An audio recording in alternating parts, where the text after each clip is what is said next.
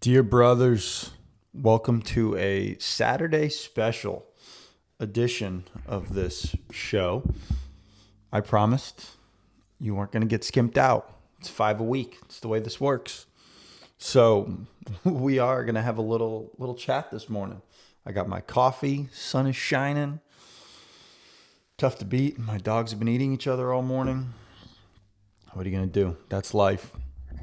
I actually am going to pull from one of the things that I think I've told you guys that I love to do is if anyone takes my books that I've read and they're like, hey, do you mind if I borrow that? I'm sure. But when they go through it, there's like a ton of marks and highlights and brackets and underlines that don't really have a rhyme or reason. I'm just putting down places that I want to review. And almost every page has some amount of these, some more than others. And so it makes reading them hard. But for me, what it does is I go back through those books and I reread them because I, don't have a, pictographic memory. I don't have that ability. I can't just look at something and remember it. That's just not my thing. Pictographic is the wrong word, by the way. Didactic memory. I'll come up with it. You guys will figure it out. But that's why I highlight all these things, because it allows me to go back and read through it, and I can go to the parts of the book that I found at that time to be really valuable to me. So it allows me to kind of reread many books, especially in the self-help genre, if you will, that I really liked. And so I was going through How Champions Think by Dr. Bob Rotella. And he's mostly known in the golf world, but he's also worked with LeBron James, and he's worked with a host of, high level athletes in terms of their mental game. He's a psychologist. But there was a part in this book that I was going back through that I think all of you will find important, and I want to discuss today. So in the book, he's talking about going to a conference, if you will, or he's going to speak to a bunch of PGA Tour rookies. And he was there with Tom Kite, who was a famous pro golfer. And so Tom Kite goes up there and he speaks first before Bob Rotella does. And he says this: if you're going to play the tour, you have to love golf all the time, he said. It's not going to work if you can only love it when everything's going your way. Every putt's going in the hole and every carom is bouncing into the fairway instead of out of bounds.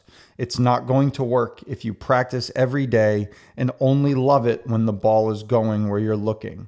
You've got to love it when you practice day after day after day and you can't find it. You've got to love it when every putt looks like it's going in and then lips out. That's what it's about. And, he goes on to elaborate a lot after that conversation about, golf it's easy to love golf or love this or love that. But here's what I want you guys to think about when it comes to loving what you do. One of the reasons that most men struggle, this is most people struggle, this is worldwide, is that they think that they have to always be passionate about whatever they're doing. They have to always be excited and ready to go to work. And if they're not, then something is wrong or awry and, the world is coming to an end.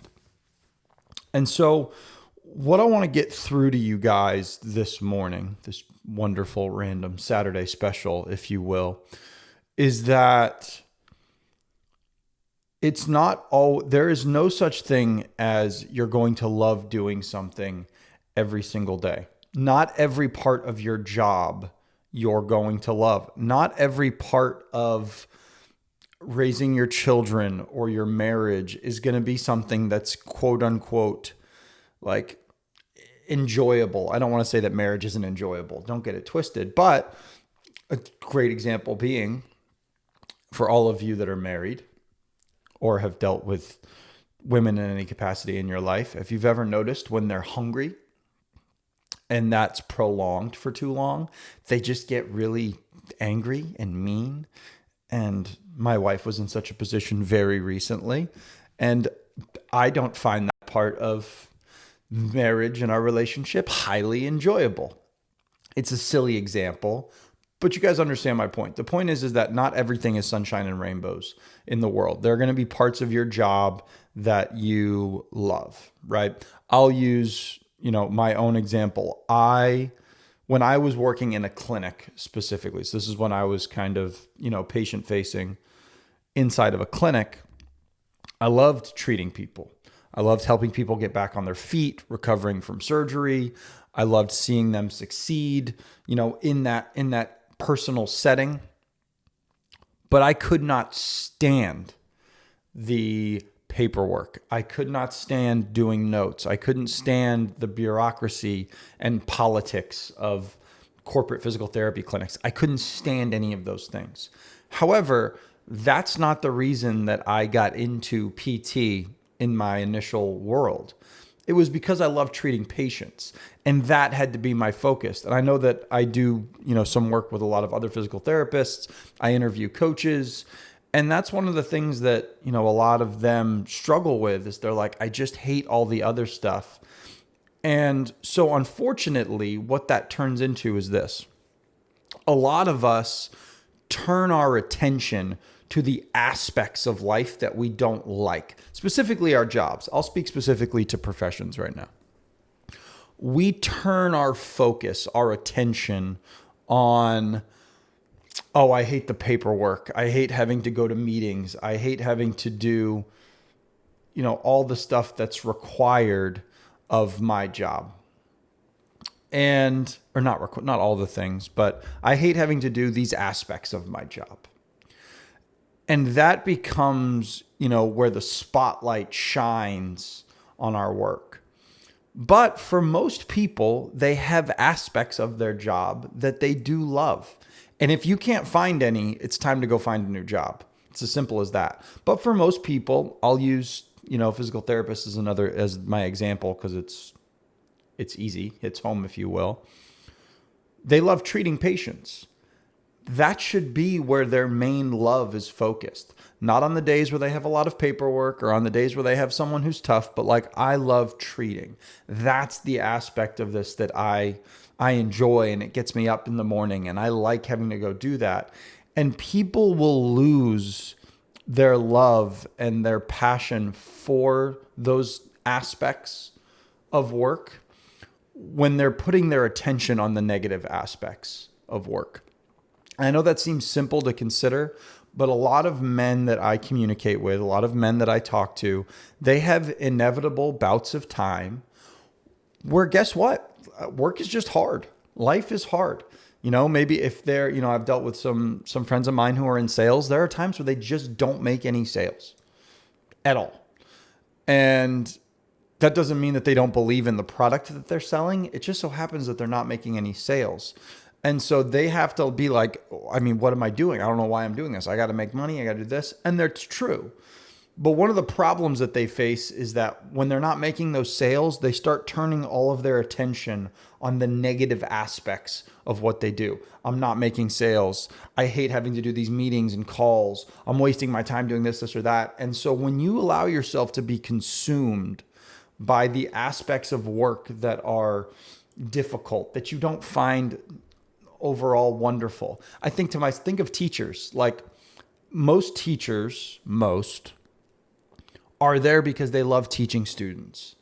However, I would also imagine that they probably don't love all of the bureaucratic nonsense that goes with being a school teacher. Meetings and unnecessarily having to get up early to go do something for, some organization. Then you've got unions and you just have all of this stuff that they probably don't care for. But their ultimate goal is to serve young people. And so they're able to deal with some of the other aspects of life because their ultimate goal, they feel, is to help young people succeed later in life. That applies to all of us listening to this today. As men, we have to understand that we are not going to like everything that happens in the world. And that is going to go through every aspect of your life. I've used the word aspect a lot today. But what I want you guys to walk away with today is really this. Stop putting the spotlight on the areas of your profession or your marriage or your children that are negative. It can be so easy to do that. It doesn't mean you don't appreciate the fact that there are difficult things and you need to correct based on what that looks like. But what it does mean is if you want to live a fulfilling and successful life, you have to always come back to what's the reason I'm doing this in the first place, right? Honestly, the easiest example is me doing this podcast. It's not like every morning I wake up and I'm like, whoo, I'm jacked up to freaking record this morning. There are some days where I am.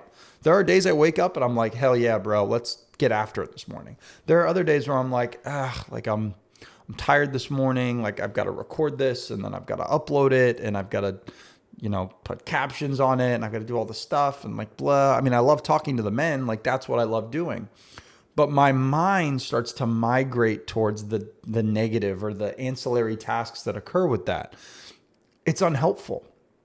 So when you notice your attention shifting towards those aspects that you don't like, turn it back. Get your spotlight back on the reason you're doing whatever you're doing in the first place. In the event that when you turn the light back and you're like, there's really nothing about this that I enjoy, that I feel like I'm contributing effectively to society with, it's time to find a new job. I think it's as easy as that. But for the majority of you, you do like aspects of what you do. Man, I'm using the word aspects again. Parts, things, options. You like certain parts of the work that you do.